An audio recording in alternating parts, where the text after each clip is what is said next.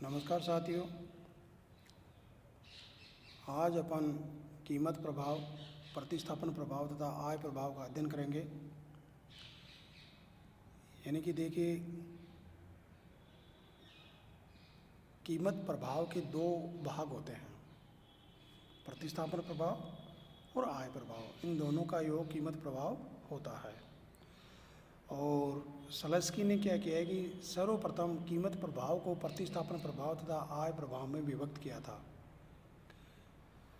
Professor सलस्की ने सर्वप्रथम कीमत प्रभाव को प्रतिस्थापन प्रभाव तथा आय प्रभाव में विभक्त किया था। बाद में RGD एलन तथा हिग्स ने यही कार्य स्वतंत्र रूप से भिन्न विधि से किया। यानी कि यही कार्य कौन सा कार्य, यानी कि कीमत प्रभाव को प्रतिस्थापन प्रभाव तथा आय प्रभाव में विभक्त करने का कार्य। और एलन तथा हिग्स की विधि अधिक लोकप्रिय रही। यानी कि सलस्की की तुलना में एलन और हिग्स वाली जो विधि है, कौन सी विधि, कीमत प्रभाव को प्रतिस्थापन प्रभाव और आय प्रभाव में विभक्त करने की विधि, ये अधिक लोकप्रिय रही। तो देखिए, सबसे पहले अपन कीमत प्रभाव को लेते हैं, प्राइस इफेक्ट को लेते हैं। तो कीमत प्रभाव यानी कि देखिए, किसी वस्तु की कीमत में परिवर्तन होने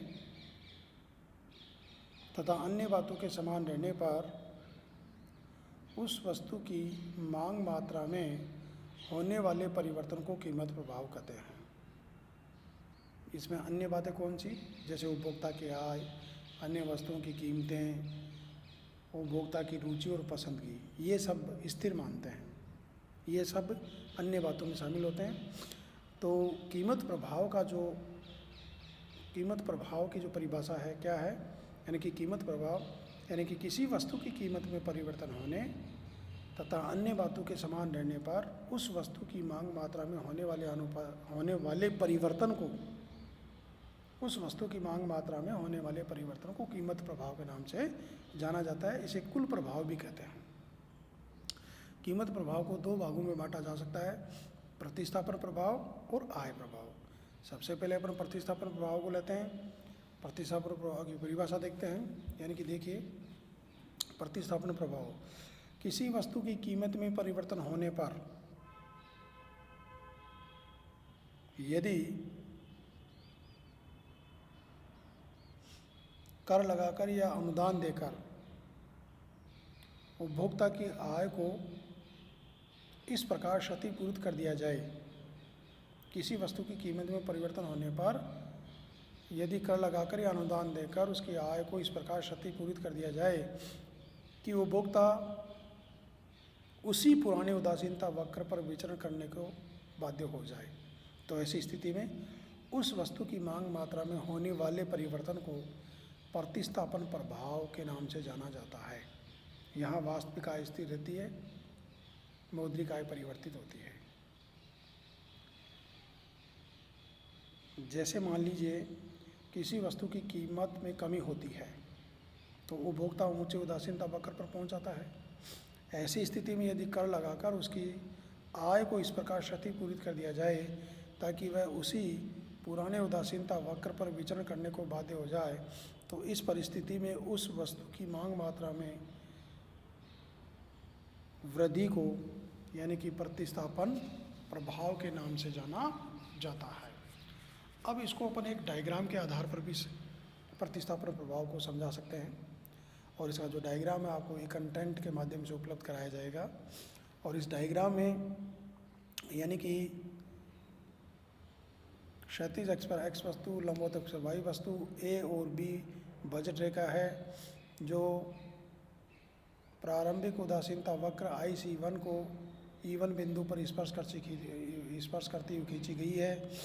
E1 प्रारंभिक साम्य बिंदु है। अब यदि मान लीजिए कि x वस्तु की कीमत में कमी हो जाती है, तो ऐसी स्थिति में नई बजट रेखा AB से AB प्राइम हो जाती है और ये बजट रेखा नए उदासीनता वक्र IC2 को E2 बिंदु पर स्पर्श करती हुई खींची गई है। अब यदि यानी कि वस्तु की कीमत में कमी होने पर उपभोक्ता की आय में वृद्धि होगी और इस बढ़ी हुई आय को अगर कर लगाकर बढ़ी हुई आय को कर लगाकर इस प्रकार क्षतिपूरित कर दिया जाता है कि उपभोक्ता उसी पुराने उदासीनता वक्र IC1 पर विचरण करने के लिए बाध्य हो जाए। तो ऐसी स्थिति में एक नई budget Rekha A prime B double prime जो पुरानी budget Rekha A B prime के समानांतर खींची गई है, जो प्रारंभिक उदासीनता वक्र IC1 को E3 बिंदु पर स्पर्श करते हुए खींची गई है। अब देखिए यहाँ प्रतिस्थापन जो प्रभाव है, यानी कि एक ही उदासीनता वक्र पर होने वाले विचरण को प्रतिस्थापन प्रभाव कहते हैं। तो एक ही उदासीनता वक्र कौन सा है? IC1 है, और इस पर दो बिंदु है, एक तो E1 है और एक E3 है। इस E1 और E3 के बीच में जो भी विचरण होगा वो प्रतिस्थापन प्रभाव होगा। तो इस प्रकार से अपन यानी कि प्रतिस्थापन प्रभाव को एक्सप्लेन कर सकते हैं, दर्शा सकते हैं। कहने का मतलब है कि प्रतिस्थापन प्रभाव को अपन डायग्राम के माध्यम से भी एक्सप्लेन कर सकते हैं, यानी कि एक ही उदासीनता वक्र पर होने वाले विचरण को प्रतिस्थापन प्रभाव के नाम से जाना जाता है।